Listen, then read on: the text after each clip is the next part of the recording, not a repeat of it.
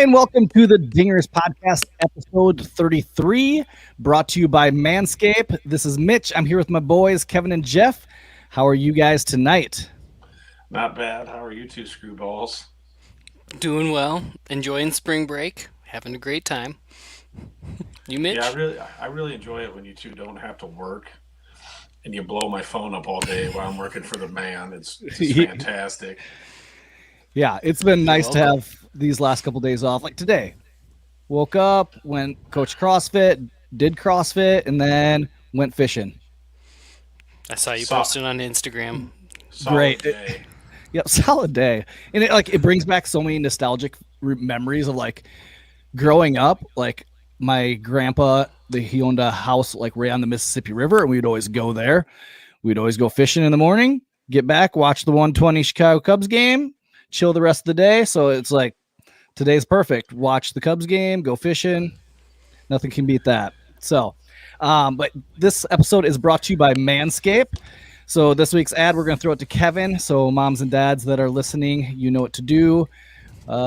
Prepare them. Alrighty, guys. I've got some questions for you this week, brought to you by Manscaped, home of the right tools for the job. First up, Jeff. Do you ever get wet feet? Yeah, they sweat. Like a lot or a little? Depends what I'm doing and like how hot is it. But yeah, my feet sweat. Imagine a nice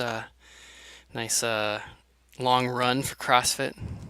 Anyway, so if you do, Manscaped has their foot duster to dry off from that rain delay and keep those cleats prepped for the game. Hey, Mitch, I know you grew up on the farm, Yep. so I'm sure you've done this before, but for the folks at home, do you plow? Yep. Every spring. Manscaped does offer their Plow 2.0 single blade face razor, perfect for when you want to toe the line in the batter's box. Nice. Nice. Is that all of them? Alrighty. Nope, one more. This one's for both of you. Do you guys whack it? I use a weed Well, whacker. I whacked some golf balls tonight. Good, because recently I picked up the Weed Whacker ear and nose hair trimmer, and it is fantastic. It hits those hard to reach areas without any worry of running outside the base path. What hard to reach area are you trying to hit? Well, ear and nose, Ear and nose. clearly. Well, Right. speaking of Some somebody of that was us a want little to have bit hairy outside the walls in it. base. Speaking of somebody that was a little bit outside the base pass, did you see the Nicholas Castellanos play from yesterday? So we'll just set the scene. So Nicholas Castellanos in game, I think it was one of the series versus the Cardinals, hit a dinger. Comes up in the fourth inning on the next day and gets just beaned. Fastball high up and in, gets beaned. Gets on first base. Votto hits a double and moves him over to third. And then there's a wild pitch. He comes sliding into home. And Nicholas Castellanos does what Nicholas Castellanos does. He plays fired up baseball, plays like every day is opening day.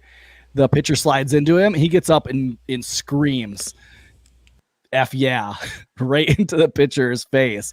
And I love it. But what does Yadier Molina do? Come and try to be the police of everything. That guy's a jag off. I don't, I've never really cared for him, and it's not because he plays for St. Louis. I'm pretty sure I'd hate him if he played for Texas. Yeah. But he's a hypocrite. Like, he thinks he's the only hype man in the league that can make, like, the throat slashing gesture, but nobody else can do anything. I can't wait till he's retired. The only sad part is after he retires, one day he's going to be elected to the Baseball Hall of Fame. I'm going to have to see him again. Yeah. That's true. And today, Castellanos gets like a two-day game suspension, and everybody else that was involved only gets fines. And I'm sure they probably like gave Yadi like a trophy. Probably. Yeah, and the Cardinals a compensatory pick in the draft. And Yeah. Oh, I can't stand Yadier Molina, and the Cubs just gave up a 3-run home run. So if you're watching live, it's 4-3 right now in the 7th. So keep you updated. Navarez.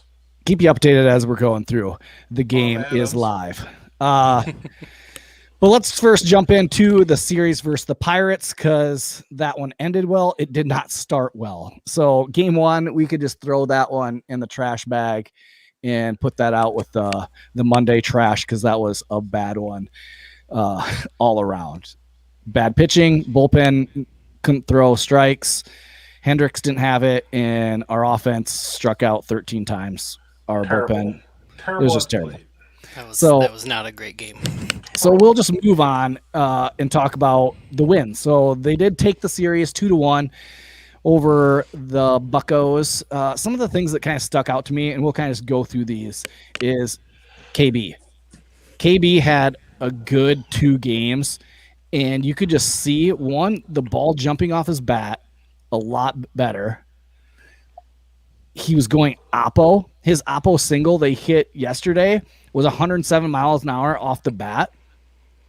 That was faster than any hit off his bat last year. Hit a dinger. I mean, KB did the things that we want him to do, and it's his comeback trail this year. He's going to show some people, and all those people that were dishing on KB for the last 2 years and wanting him gone and traded, he's going to show some things. And I don't think we're going to re-sign him. We've had these conversations, but he did some things yesterday that's great, and I love it. Yeah, I'd love to see KB for MVP start trending on Twitter. He has looked so different so far this year. More spring in his step, more smiles. He's out there. It looks like he's having fun. He got 3 hits and 3 walks in that series. I think it'd be fantastic to see him get an MVP. I mean, he didn't get it. He got Rookie of the Year, MVP, and then if he leaves the Cubs with MVP at the end, I think that's a great way to bookend. Bookend that, yep. Well, yeah, just think about this. In 16... Oh, go for it, Jeffrey. I think he's going to collect that MVP trophy as a member of another team. Ooh, that would hurt. Get this. So in 16 batted balls so far this season, or for last season, he only had 16 batted balls that were over 99 miles per hour off the bat.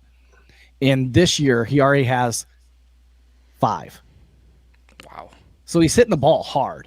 So I love it. And he kind of has that effortless swing, so it doesn't look like it's really jumping off very hard, but it is. And so it's great. I love it. But let's talk, since we've talked about KB's dinger, the dinger challenge. So KB was the first one to start the season off with a dinger shot to solo center, which was great. We had a free giveaway of our T-shirt for the person who predicted the first home run of the season. Nobody out of, like, I think it was 68 entries picked KB to hit the dinger, the first dinger of the season, which I don't know if people just forgot about him, but nobody picked him. But he was the first dinger of the season. We had Hap hit a dinger. We had, which I called for our dinger challenge. So we're starting a thing, keeping track every day. We will predict who we think is going to hit the home run for that day. We have to have our entries in by, did we say noon? Is that what we said? I think so. How about we change it to when the lineup comes out so I don't have to make 2 picks? Yeah, that's true. That is a good point. As soon as the lineup comes out, each one of us will pick one player who we think is going to hit a home run on that day. Jody Davis. And so if we get it right, we get to pick first for the next day. And we will keep track throughout the whole season to see who predicts the most home runs for the Cubs. Right now, as of yesterday, I was up 1-0 because I picked Hap. Well, tonight, Javi hit a dinger for Kevin, and Bodie hit a dinger for Jeff. So now we're all tied up at 1. So as of the score stands right now, we're all knotted up at 1. So that's the dinger challenge. We're going to keep track throughout the whole season. I think I might go with Willie tomorrow because I think he's going to be coming in hot tomorrow. So he did hit a dinger tonight. So well, do you still get a pick first? Oh, yeah, that's a good point. No, right now it'll be one of you two. Kevin, I'll Rochambeau you for it at CrossFit tomorrow. Game. I go first. But it is good to see that we are driving the ball. Like tonight, we have hit the ball pretty hard. I know it's against Brett Anderson, but it is good that we're seeing guys do the small things and we're manufacturing some runs. One thing that game one was difficult was our bullpen walked a lot of guys. Kimbrel, on the other hand, in 3 appearances has done amazing. And so all the fears that we had all spring training of the chicken wing not being very spicy and being hurt and not going to be able to handle it. He's seen 6 guys and struck out 5, and the other one was a soft liner to Javi. So, yeah, I think everybody loves their closer when he's doing his job, and everybody hates their closer when he can't throw nothing across the plate. So, I mean, we saw this last year with him where he struggled at the beginning. He was just terrible in spring training. It's just god awful. Like, I don't know if he could have hit water if he fell out of a boat, but yeah, he's just done an exceptional job since the start of the season, and I hope this just continues to trend in the same direction. That way, that's one less worry we have to worry about. The thing that you kind of see is that he's getting more horizontal spin on his curveball, on his slider. He's getting more horizontal tilt, and he's hiding the ball better. And I think that was something that went back to even last year's. People were picking up the ball so early on him, and they could see that coming out of his hand. Well, this year he's kind of figured it out over the course of spring training. He's entered opening day ready to go. And, man, if he can keep this up, that's a one, like you said, one check mark off that we don't have to worry about, and him being at the end of the bullpen of being that guy that's going to close it down. Like in a game like tonight when it's 4-3, getting close to the 9th, we need that guy that we can be confident, not a Carlos Marmol coming in and us being on the edge of our seats and, like Pat Hughes always says, having to buckle our seatbelts and get ready for the ride that we're going to go on, that we can rest a little easy knowing that the Kimbrel's going to do it. Yeah, he has looked dominant. It has been fun to watch. He gets in there, and he even I think it was Bleacher Nation posted a picture or something of him smiling at the end of each of those games. Huge smile on his face, just knowing he is rocking it right now. Yep. And speaking of rocking it, starting pitching outside of Hendricks so far, we got Davies and Arrieta and Williams tonight. Arrieta went 6 innings, just 1 earned run on 6 hits and 1 walk with 5 Ks, which is, I think that's fantastic for him. Given the last couple of years, it was really nice to see him come out and get his curveball and his sinker going right away. You could kind of tell he's not throwing as hard as he has in the past or the last time he was with the Cubs. You know, his fastball's down a tick or two. There was a couple of pitches that were kind of in the middle of the zone that the Pirates didn't hit, which was good, but otherwise looked fantastic. Love to see it. You can kind of see like him becoming the veteran pitcher that he needs to be. He doesn't have the velocity he doesn't have the life on his fastball anymore, so he has to pitch. He has to be more of a pitcher and hit his spots. And like you said, his sinker, his curveball, using them effectively, using them in good counts, he did everything that you wanted. And I mean, I'm excited to see where he goes from here. The other one is Davies. Man, I've been on the Davies train the whole time. I think he's going to be one to help us kind of forget about Darvish and how good he was and how electric Darvish was.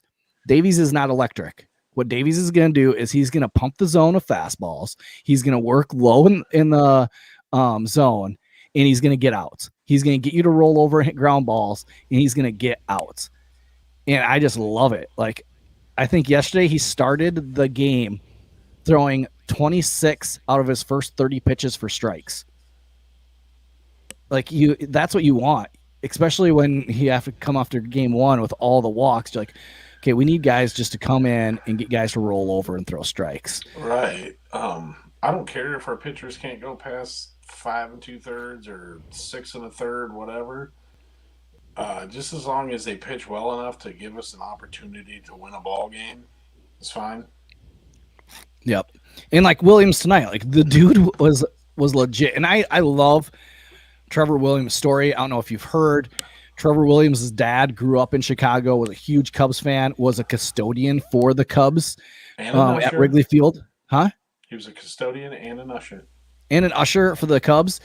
And now he gets to live out his dream of seeing his son put on the pinstripes and then pitch for the Cubs. He's at the game tonight. Like, just seeing him, like, after I think it was inning 3, and I think it was Williams struck out Yelich for like the second time, and a huge like fist pump from his dad. It's like, that's what makes baseball so great, is it is a family affair. It is passed down from generation to generation of loving the game of baseball, and that, like, I mean, it's sweet. It's sweet to see you. I want to see Trevor succeed this year. Oh yeah, they said that when Trevor handed his dad the tickets to the game, he looked at the seats and he goes, "I have never sat that close in that ballpark to watch a game." He goes, "The only time I was ever that close is when I was cleaning the seats." Yep. So, pretty neat. One thing that you have seen is like his horizontal break on his changeup, like that thing was moving a ton. And they did a stat, and I'll kind of just throw out stats that they were throwing out during the game, is the average horizontal break he was getting on his changeup last year and the year before was about 13 inches. Tonight's so far, he was getting 16 inches of movement on it. And another one was just sinker usage. So in 2018 through 2019, he threw at 15%. In 2020, he threw at 8% and struggled a ton. Tonight, he threw it 21% of the time. Wow. And it worked. I think that was something that the Cubs told him. It's like, hey, no, we need to get you back to when you were effective in 2018 with Pittsburgh, and you finished the season really strong. You had a really low ERA. You were getting wins. Let's get back to that. And you see that happening, and success is following. So I am excited to see Trevor Williams and just see his story. I want to see him succeed. Yeah, he's been fun to watch. Tonight's game was fun to watch, just kind of how he attacked the batters, too. He was really well-balanced with his pitches starting out with, getting through the order a few times. And striking out Yelich is always a great thing. Yep. I really thought he was going to throw the first no-hitter of the season. Yeah, you picked it. That's what I get for going upstairs to go to the bathroom, so I don't have to go while recording the podcast. And I did have my son sit down Yelich, which I will do every single time. My 2-year-old son will yell, "Sit down Yelich," every time Yelich strikes out. Something I did notice so far in all of the series is just the aggressiveness on the base pass. Like, that's something that I really love to see out of the Cubs. Oh, yeah. I mean, the more aggressive they are on the base pass about stealing that extra base there, or hustling to get that extra base, that you're putting runners in scoring position, and it's easier to manufacture a run. So it all helps. So it's good. Javi does Javi things, but you saw even Rizzo doing it. Like, he stole a base. He stole a base. But even like the very first game of the season, he hit like just a ball in the gap. Wasn't hit hard, and because the outfielders kind of jog into it, he took second. Like Marisnik, he flies around the bases, and so he took an extra base on an outfielder. And so it's those things, like setting you up to get guys in scoring position to be able to manufacture some runs, and that's what the Cubs need to do. And you see that they're actually hitting some guys in this year when they're in scoring position. So it's great. And what our team has is we have a lot of individuals I think have a lot to prove. I think Bleacher Nation even put this article out about that. A lot of times you don't want, as a team sport, people to be focused on individual stats.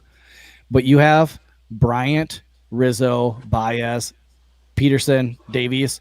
They're all playing for big contracts for next year.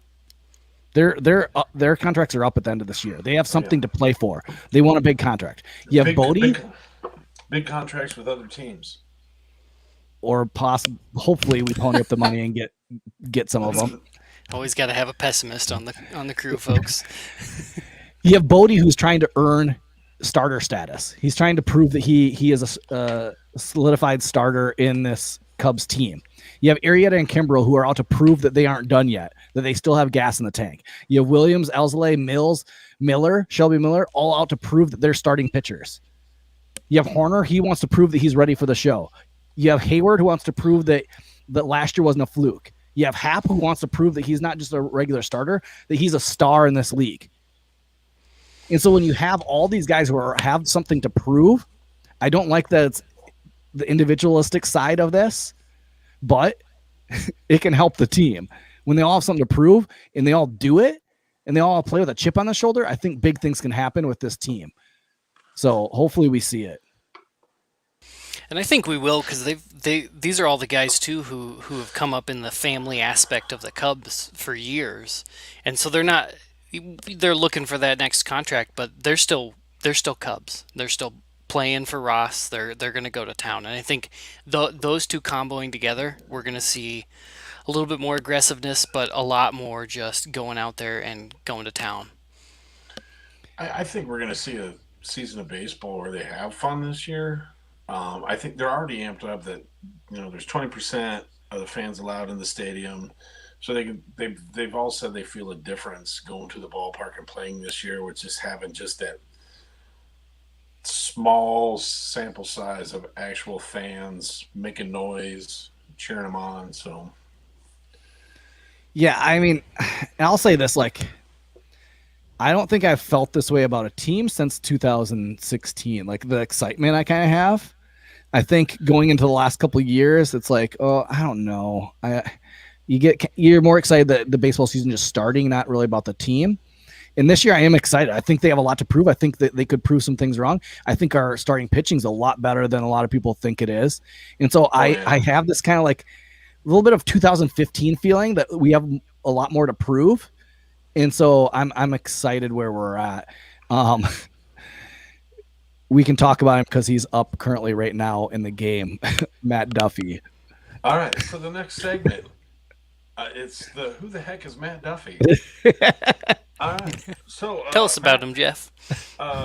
Matt Duffy is pretty much a poor man's Chase Utley. Very poor man. So he was born in New Hampshire in 1991. So that makes him 11 years younger than me. They moved to California when he was 2. He went to Lakewood High School in Lakewood, California. Played on the high school baseball team. He helped that team win 2 state titles. He was drafted in the 18th round by the Giants. He made his professional debut on August 1st, 2014. He picked up a ring that year with the Giants. He played college ball at Long Beach State. And between his sophomore and junior and senior years of baseball, he played in the Cape League for the Orleans Firebirds. So he's played from San Francisco from 2014 to 2016, Tampa Bay Rays 2016, and then also in 2018 through 2019. And right now he's just keeping a roster spot warm for Mr. Nico Horner. So he's. I wonder if he knows that. He's this year's version of Mike Old, who kept third base warm for Chris Bryant. So when he was with the Giants, he won the Willie Mack Award, which is an award named after Willie McCovey. And it is given to the Giants player that is the most inspirational for the season. So when he won that in 2015, it was the first time that a rookie had won the award in its 35-year history. So maybe he's just a really good guy. So it was really nice to see him get up and hit into a double play yesterday. With a basis look. Like a jag off. So, I mean, he's a career 282 hitter. He's only got 22 knocks and 169 RBIs. So he is a broke down version of Mike Fontenot. Yep, pretty much. Let's move on to previewing the series versus the Degens from Upcountry. They are currently playing game 1 right now. The Cubs are up 4-3 in the 7th. They have a guy on third base. Hopefully they drive him in, but one out. This Brewers team can be pretty legit, and does Eric I don't know. Wear bifocals? He does. Or are those just like, readers? Well, I'll give you runs. Sorry. A run.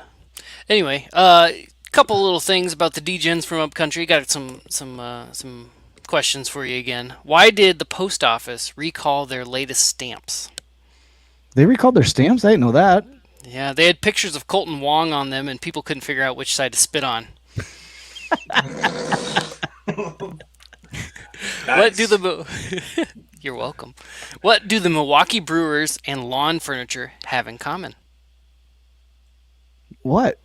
They both fold and end up in the cellar after Labor Day. Nice. Why doesn't Green Bay have a professional baseball team? Because then Milwaukee would want one too. What's the best part about dating a Brewers fan? She won't be asking for a ring. No, she will not. And not only that, she won't expect one either. Did you hear that Miller Park had to be resodded? That's really sad when you can't even get your own grass to root for you. Well, this Brewers team did add Colton Wong. They did add Jackie Bradley, and they added him to Lorenzo Cain, who came back from last year from sitting out from the COVID year. That is a lot of Gold Gloves on that team. The one kind of sad thing is we should play like the sad music right now. Ryan Braun is not sure if he wants to play this year or not. He hasn't officially retired, but he isn't playing right now. So I hate Ryan Braun, by the way. Pretty much he did the math in his head and figured he couldn't pass a piss test. Yeah. Yep. Well done, Jeff. So we can shift our focus to hating Christian Yelich. He's still on the team, and he did K twice tonight. I never root for a player to get hurt, but if he wants to kind of, sidestep into a sprinkler head and maybe sprain an MCL and be out 2-3 weeks, whatever. Oh, my. I've never seen a guy up there with those shifty eyes looking up into the outfield while he's batting. Bad news. Milwaukee's pitching staff is pretty good. Tonight we faced Brett Anderson, who's probably the worst pitcher in their staff. They have Brandon Woodruff, who throws gas. He's going to be pretty good. In this series, we won't have to face Corbin Baines, who pitched really, really well last year. And I think the dude is really good. I think he's going to have another good season. We'll see if he can repeat last year's really good season. The big thing that the Brewers, and they continue to have every stinking year, is an amazing bullpen. Devin Williams, that dude throws gas. He is amazing. He frisbees his slider up there and gets that thing to move so much.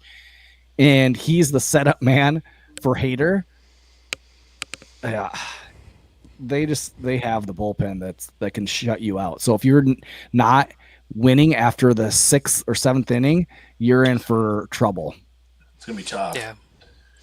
I really hope the Cubs get up early on these guys. Unfortunately, they've got the starting pitching to kind of balance it out a little bit. Speaking of Hader, he's been named the closer for the Brewers this season. And while Williams takes over Hader's old role, the left-hander takes on a more traditional closer role. Hader has been working on his changeup so far this year. Hader has struck out all 3 batters he has faced so far this season. He looks kind of ugly with his 3-pitch combo at the end of the game. It kind of reminds me, every so often you have that closer that Vaughn comes in at the end of the game and they're playing the music just for that guy, and it comes in and just lights out the ballpark. Kind of a little scared of that with Hader. Yeah, so hopefully we get some leads and we don't ever have to see Hader this series, or we see him like in the 8th inning when we're up by 3 or 4 and he just needs to get some work. The other big guy and big bopper in their lineup is Keston Hiura. He's one guy that I would kind of pitch around. Nobody else really in that lineup scares me. Even when you talk about Colton Wong, you talk about Kane, you talk about Bradley, those guys aren't really, they're contact guys. They aren't guys that really scare me. I do think this team is going to score some runs, and I do think that they're going to be the team that's going to be fighting with the Cubs. It's going to be kind of a 3-team race: Cubs, Cards, and the Degens of who's going to win this Central Division. The Cubs will have Williams, who has gone game one and pitched really, really well. Moralzale, who will pitch. That's right. Moralzale will pitch game two, and then Hendricks will pitch game three. Adbert Alzale, I think, will do really good in game number two, getting the first start of the season. I think he's going to be jacked. Hopefully, he can get his emotions intact and in control and pitch well for game two. And then Hendricks, I think, is going to have a huge bounce back game. That one will face Woodruff, and so that will be a great matchup. It'll kind of be a matchup that started the season like last year. It was Woodruff versus Hendricks to start the season, and we can all remember how well Hendricks pitched in that game. So hopefully the warm temperatures stay around Chicago so that it isn't 30 degrees and freezing cold and trying to throw like it was game one, opening day. That was such an ugly opening day, both the baseball and the weather. I mean, some of those players just looked freezing cold. What was it? During a pitching change, Rizzo came into the dugout to warm up. Yeah. Like, oh. No, that's not fun at all. So we do want to. It wasn't a night game. Yeah, like tonight. Yeah. We do have one more thing. We are giving away another shirt. So we gave away our Dinger shirts. If you do want to purchase a Dinger shirt, you can go to shycitysports.com. You can get 20% off using the code ShyCity. You can get 20% off. You can get the next level shirt, or you can get you can drop this arrow down and you can get like a heather blue type material Cubs Dinger shirt. We're giving away the Slammin' Sammy shirt. So if you comment, you can comment right now if you're watching, who you think's going to hit a dinger for the Cubs tomorrow. So you can join us in the Dinger Challenge of predicting who we think's going to hit dingers every single game.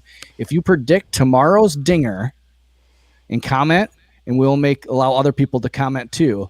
You can comment on this post, and some others will make a post of who you think's going to hit a dinger tomorrow. If you get it correct, you will win this free Slammin' Sammy from Shy City Sports shirt. They need to come up with a tiebreaker because we're just giving like one shirt, right? Or is it the first person to say it right. If we do have a tiebreaker, we can ask them another question, them two, later on. But okay. Yeah. Slammin' Sammy shirt, go to Shy City Sports and you can purchase these shirts using the code ShyCity to get 20% off. So I'm excited to see where the Cubs go with this series. I think they're going to take at least 2 out of 3. I think the big thing with any of these is just win the series. Yep. I think that's what the Cubs need to focus on. Win the series, move on. That was the success of 2015. That was the success of 2016. Is just win series and move on. Take 2 out of 3, 3 out of 4. Yep. Play good baseball, sound baseball. I think we have the defense that will do it, and I think our pitching is going to hold us in there. So yeah, I'm excited to see where we go. You guys have anything else? Just loving watching baseball again. Yeah. Man, it's so good opening day. So good like this weekend. It's so warm out, and just being able to sit and watch games, have a brat, chew on some sunflower seeds. Like there's nothing better with it. I'm ready for just spending summer watching baseball. So yeah, we had professional development on Friday. Thursday, and Mitch is chewing sunflower seeds. We're all in online meetings, and Mitch is constantly muting his mic because he's chewing sunflower seeds, and I can see him spitting into a cup off to the side, and I'm like, baseball season. Right there, folks. Nice. I'm ready. Well, that does it for episode 33 of the Dingers podcast. Thanks for joining.